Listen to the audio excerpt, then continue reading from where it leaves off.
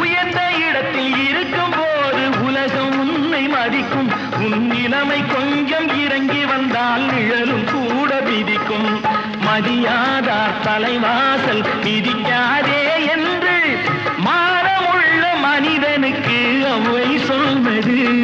அது அவ்வை சொன்னது, அதில் அர்த்தம் உள்ளது. பரமசிவன் கழுத்தில் இருந்து பாம்பு கேட்டது, கருடா சௌக்கியம்